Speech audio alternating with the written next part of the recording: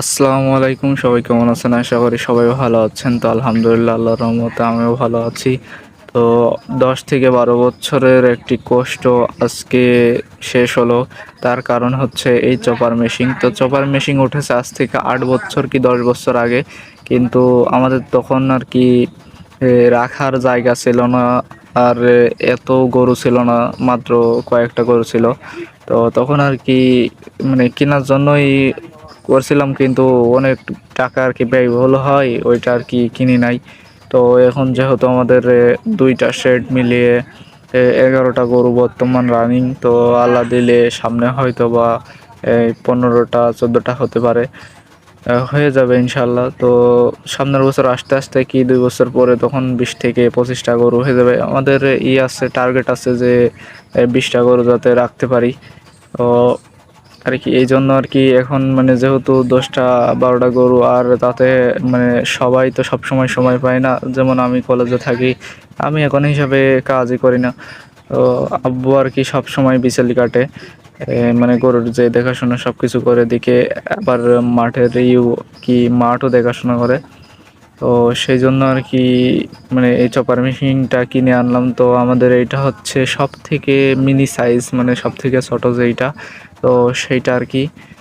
তো আমাদের এই মোটরটা দেখে মনে হচ্ছে যে পুরাতন মোটর, তো মেশিন পুরাতন না, মেশিন নতুন, কিন্তু মোটরটা আর কি আমাদের ধান ঝাড়া মেশিনে লাগানো ছিল। তো মোটরটা আর কি একটু বড় হয়ে গেছে ধান ঝাড়া মেশিনে, কারণ মেশিন আমাদের হচ্ছে ধান ঝাড়া মেশিনটা মাঝারি সাইজের। তো এই মোটর আর কি মানে বেশি জোরে ঘুরতেছে, এই জন্য আর কি এটা লাগাই দিছি। তো এটা নিয়ে আসছি গত রাত্রে, মানে গত একদিন আগে, মানে গত যে রাত্রে গেছে তার আগের রাত্রে। তো যার কারণে রাত্রেবেলা রিভিউ দিতে পারি না। আর সকালবেলা বিছালে কাটতে গিয়ে একটা মানে বিপদ আমাদের পড়তে হয়, যে বিচলে কাটছিল না, খালি মেশিনটা দাঁড়ায় যাচ্ছিল। তো আমাদের যতটুকু ধারণা, এই মোটরের হচ্ছে ক্যাপাসিটার দুর্বল হয়ে গেছে, যার কারণে এখন একটু সমস্যা দেখা দিচ্ছে। আর তাতেও তারা এই যে বেলেটটা লাগাই দিচ্ছে, বেলেটের হচ্ছে এক সাইড ফাঁকা থাকে, এক সাইড হচ্ছে আটা থাকে। তো ওনারা হচ্ছে মাঝের সাইডটা টাইটে দিচ্ছে, যার কারণে ওই যে সাইডটা ফাঁকা আছে ওই সাইডে ওই বিসেলেটা আস্তে আস্তে বেরিয়ে যাচ্ছিলো। ওইটা হচ্ছে ওই বেলেটের যে ফাঁসাটা থাকে ওই জায়গায় যে আটকে যায়। যখন বেলেট বেশি চাপ দিয়ে দিচ্ছিলো তখন ওই লোহায় লেগে আর কি ঘষা লেগে আটকে যাচ্ছিলো। তো পরবর্তীতে এটা আমরা খুলে সংশোধন করে, মানে সকালে সংশোধন করছি ও কালকে। আর কালকে হচ্ছে দুপুরবেলায় ভিডিওটা মানে করা আর কি। তো তারপরে মোটামুটি 103-4 হাতা মতন বিছালি কাটছি, কিন্তু মানে একবারও আর কি মেশিন দাঁড়ায় নাই। আপনারা দেখছেন যে ভিডিওতে যে মেশিন বারে বারে দেখছেন যে বন্ধ করছে আর কি। বিছালি আমাদের আর কি একটু দূরে, মানে রাস্তার সাইডে রাখা, তো এই জন্যই মানে কাদার ভিতর থেকে একবারে তো সব নিয়ে আসা সম্ভব নয়। আর এই জায়গা নিয়ে এসে মানে রাখার জায়গা আছে, কিন্তু বারে আর কি নিয়ে আসছি। প্রথমবার নিয়ে আসছি আর কি 40 হাতা। তো এটা কাটার পর দেখলাম যে দুপুরেরটা কাটছে, কারণ আব্বু তো সারাদিন মাঠে থাকবে, রাত্রে আবার একটু কষ্ট হয়ে যাবে, এই জন্য রাত্রেরটাও কেটে রাখলাম। তো আম্মু আবার বললো যে আর কিছু নিয়ে এসে কেটে রাখো। তো এই জন্য আর কি আবার 20 হাতা নিয়ে এসে লাস্টের দিকে কেটেছি। তো আলহামদুলিল্লাহ, আল্লাহ যেভাবে রাখুক, সর্বত্রই মানে আল্লাহর উপর একটা বিশ্বাস, এটাই যার কারণে আজকে এই পর্যন্ত আসতে পারছি। তো কখনোই ভাবিনি যে মানে এত দূর পর্যন্ত আমাদের খামারে গিয়ে আসবে।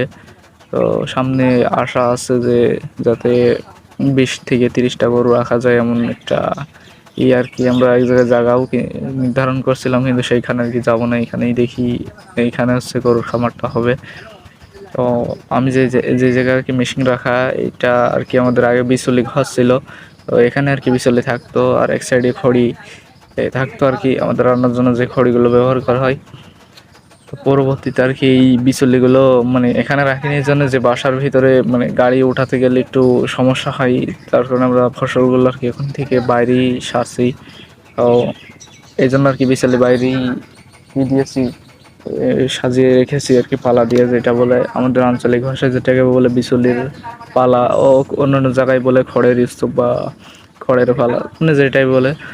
তো আর কি কাটছিলাম। তো না, আমাদের একটা সমস্যা হয়েছে যে আমাদের যে গ্রাইন্ডিং মেশিন অথবা যে লাগে, এই কি বলে এটাকে, এই উকো, মানে আঞ্চলিক ভাষায় আর কি আমাদের এখানে উকো বলে।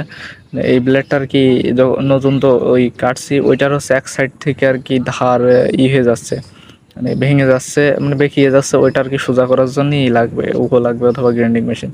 তো সেটা নিয়ে আসিনি, যার কারণে একটু একটু হচ্ছিল, মানে মাঝে মধ্যে মেশিন, মানে মেশিন দাঁড়ায় নাই কিন্তু একটু স্লো হয়ে যাচ্ছিল, মানে ওটা কাটতে একটু লাগছিল।